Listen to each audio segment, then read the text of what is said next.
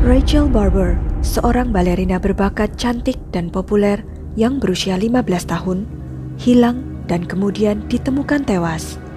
Pada sore hari tanggal 1 Maret 1999, ia melambaikan tangan kepada teman-teman sekelasnya setelah membuat rencana untuk sarapan bersama keesokan harinya.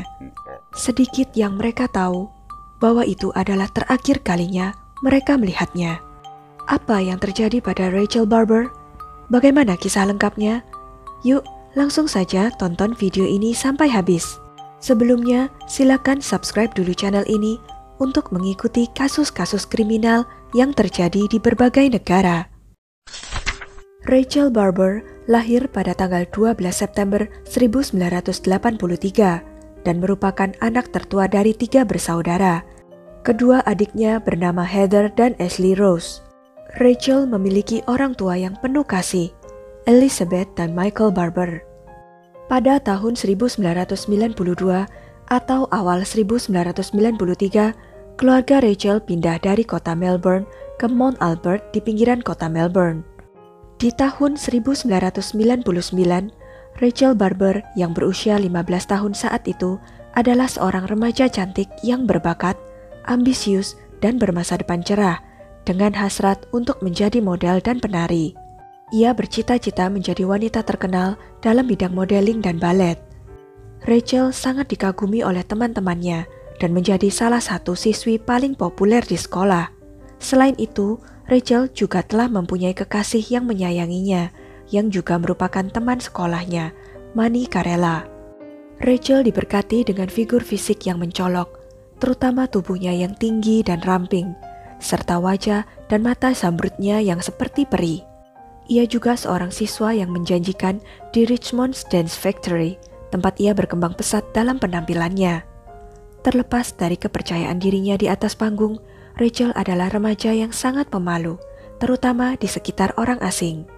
Kisah mengerikan ini bermula pada tahun 1996 dan 1997, di mana Caroline Robertson bekerja sebagai pengasuh di keluarga Barber dan tinggal bersama anak-anak mereka. Caroline dengan cepat menjadi akrab dengan seluruh anggota keluarga Barber, khususnya Rachel. Caroline Reed Robertson yang tidak mampu melihat kesuksesan dan popularitas Rachel Barber menjadi iri padanya. Caroline dibesarkan dengan perasaan tidak puas dengan dirinya sendiri, sering menggambarkan dirinya dengan istilah yang menghina, seperti pecundang, tidak diinginkan, kotor, gemuk, dan kepala aneh dalam foto diri yang ia buat pada usia 14 tahun. Selama bertahun-tahun, ia terus menggambarkan dirinya sendiri dan menulis komentar negatif serupa pada fotonya. Ia juga menulis surat penuh kecemasan kepada ayahnya, mengungkapkan kejijikannya terhadap hidupnya dan betapa ia merasa tidak berharga. Dalam satu surat, ia menulis, "Saya merasa seperti jiwa yang bermasalah, tersiksa, tersesat, yang dibuang ke lingkungan asing yang penuh dengan malaikat." Perasaan ketidakmampuan dan kecemburuan Caroline akhirnya membuatnya melakukan kejahatan keji dengan menghabisi Rachel Barber untuk menggunakan identitasnya dan menjadi Rachel. Pada tahun 1997, Caroline memotret Rachel untuk sebuah proyek. Sekitar bulan September atau Oktober 1998, Rachel memberitahu ibunya bahwa seorang ahli yang berpengaruh sangat tertarik dengan foto-foto Caroline ini. Pada saat liburan musim panas 1999, Caroline sempat menelepon salah satu adik Rachel untuk menanyakan tanggal lahir Rachel, sebagai bagian dari proyek yang diduga sedang dikerjakannya. Setelah menerima data tersebut, Caroline mengajukan salinan akta kelahiran Rachel. Polisi percaya bahwa saat itulah ia sampai pada ide untuk menghabisi gadis itu. Menurut catatan penyelidikan, pada hari Minggu tanggal 28 Februari 1999, Caroline dan Rachel berbicara di telepon 2 kali. Satu panggilan dari Caroline dilakukan pada pukul 17:24 menit. Percakapan berlangsung selama 15 menit 27 detik. Dan panggilan kedua dilakukan pada pukul 17:45 menit. Selama 29 menit dan 42 detik. Pada pagi hari tanggal 1 Maret 1999, Rachel yang berusia 15 tahun berangkat ke sekolah tari.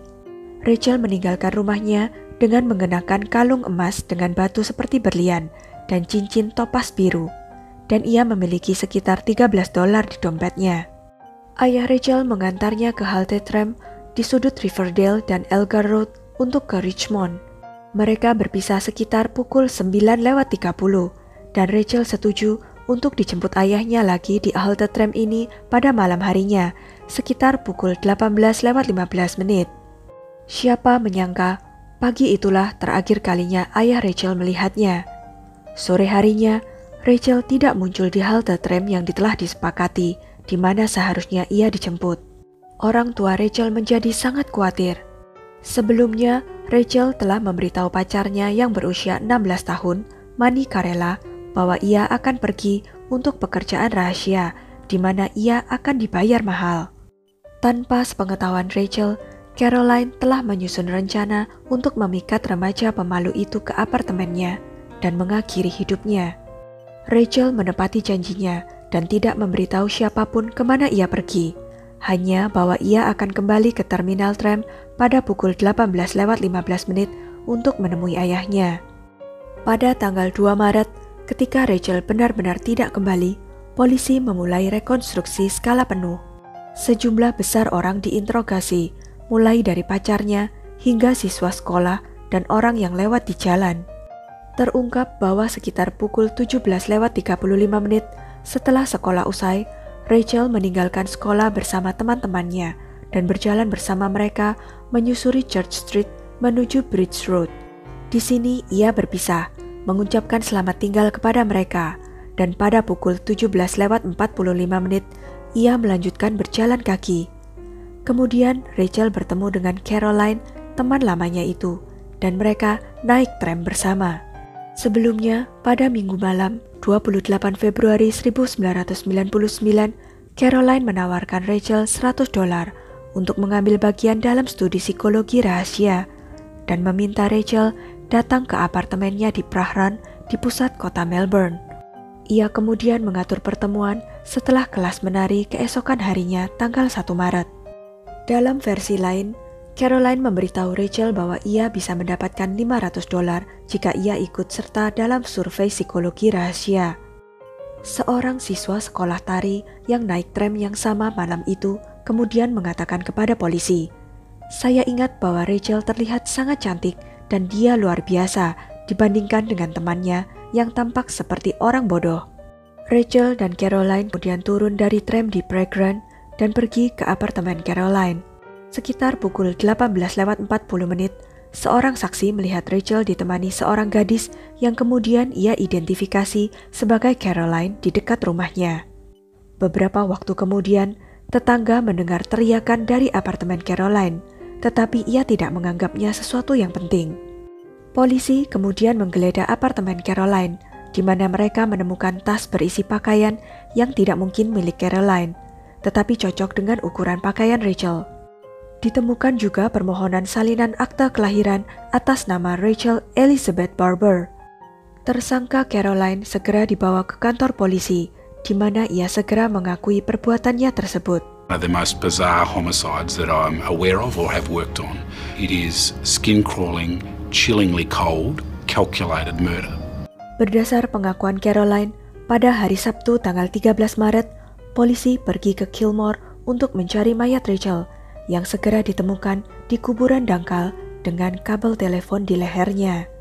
Iri pada Rachel yang lebih sukses dan cantik, keinginan untuk bereinkarnasi dalam dirinya, serta keinginan yang tidak sehat dan gila akan kekerasan mendorong Caroline untuk melakukan kejahatan. Sebelum melaksanakan perbuatannya, Caroline sempat meminta Rachel untuk menunjukkan beberapa langkah menari, lalu mereka makan pizza bersama. Menurut dokumen pengadilan, diyakini bahwa pizza Rachel mungkin telah dicampur dengan obat tidur. Caroline kemudian merayunya untuk berpartisipasi dalam beberapa meditasi sebagai bagian dari studi psikologi, menginstruksikannya untuk memikirkan hal-hal yang menyenangkan, dan kemudian mencekiknya dengan kabel telepon hingga tidak bernafas. Caroline menyimpan tubuh Rachel di dalam lemari kamar tidur di apartemennya selama 2 hari dengan kabel telepon masih melilit di leher Rachel yang sudah meninggal itu. Jenazahnya ada di sana pada tanggal 2 Maret ketika Caroline dikunjungi ayahnya, David Reid, yang ia telepon dan mengatakan ia sakit. Saat itu, pintu kamar tidur tempat mayat tersebut berada ditutup. Caroline kemudian membungkus tubuh Rachel dengan 2 selimut dan meletakkannya di dalam tas besar.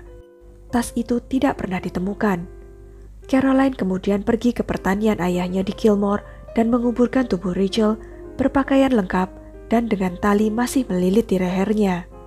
Rachel dikubur di samping sisa-sisa Lucy, hewan peliharaan keluarga mereka. Selain itu, polisi juga menemukan buku harian pribadi Caroline. Dalam buku hariannya, terungkap bahwa Caroline memendam kebencian yang mendalam pada Rachel Barber sebesar ia tidak puas dengan dirinya sendiri. Ia menulis tentang Rachel secara obsesif, menggambarkannya dengan detail yang jelas. Rachel is strikingly attractive. Dancer's body, very clear pale skin, hypnotic green eyes, wild free spirit, passionate, charming, moody, mysterious. Dan kemudian ia merenungkan keinginan untuk membuat cacat tubuh Rachel. Pengadilan menghukum Caroline 20 tahun penjara, menetapkan hukuman wajib minimal 14,5 tahun. Ia akhirnya dibebaskan pada Januari 2015. Keputusan ini didukung oleh orang tua Rachel. Mereka akhirnya memaafkan si pembunuh. Caroline telah mengubah penampilannya di balik jeruji besi dan muncul tidak seperti remaja muka pizza montok yang dahulu ia benci pada dirinya sendiri. Ia lebih ramping dengan rambut lurus dan kulit yang bersih. Caroline yang telah berhasil mengubah penampilannya memenuhi syarat untuk pembebasan bersyarat pada 10 Agustus 2013. Tetapi pembebasannya ditunda menyusul protes publik oleh orang tua Rachel untuk tetap menahannya di balik jeruji besi. The parents of a teenage dancer who was strangled by a family friend 13 years ago have expressed alarm about her murderer's possible release from prison. Rachel Barber's parents warn that Caroline Reid Robertson is a manipulator who may try to trick the parole board. They spoke exclusively to Karen Huff. A brutal murderer who obsessed about pretty Rachel Barber diarised her deadly fantasies, then killed her in a jealous rage. Caroline Reid Robertson is eligible for release next year. I'm really fearful of this. I mean, I spoke to the victims registrar and I said I don't want Caroline to come looking for us. Reid Robertson was jailed for 20 years in 2000. Her innocent victims' parents have penned a letter of warning to the parole board, which will assess her in July and look at whether she should be released next year. She's a loose cannon and you really don't know which way she's going to go because she's such a good actress. Sentencing Judge Frank Vincent was also concerned about the unusual offender, saying she has a deeply entrenched personality disorder.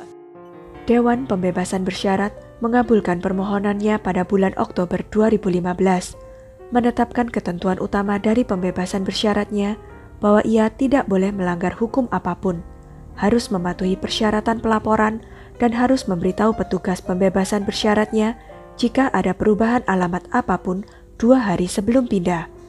Transformasi Caroline mengejutkan orang tua Rachel yang tidak pernah melihat Caroline sejak ia dijatuhi hukuman pada November tahun 2000. Ibu Rachel memberitahu media bahwa ia seolah melihat mata Rachel pada penampilan Caroline yang baru. Ia sama sekali tidak mirip Caroline. Aku tidak akan mengenalinya sedikit pun. Ia benar-benar berbeda. Caroline yang sekarang berusia di akhir 30-an telah menjalin hubungan jangka panjang dengan seorang mantan perampok bersenjata yang ia temui di penjara. Annette Cubes Taylor mempertahankan hubungan dengan Caroline meskipun tidak lagi berada di dalam penjara Dame Phyllis Frost Deer Park dan berencana untuk hidup bersama setelah dibebaskan. Sementara itu, mantan pacar Rachel, Manny Carella, mengalami serangan kecemasan memikirkan Caroline telah dibebaskan. Kisah Rachel Barber ini sudah diterbitkan dalam banyak buku dan artikel. Puncaknya dengan dirilisnya film In Her Skin pada tahun 2009 yang memenangkan penghargaan nasional dan internasional. Sekian kisah tentang Rachel Barber dan Caroline Robertson. Jangan lupa untuk klik like, share, subscribe, dan komen ya pendapat kalian. Sampai jumpa lagi di video-video selanjutnya.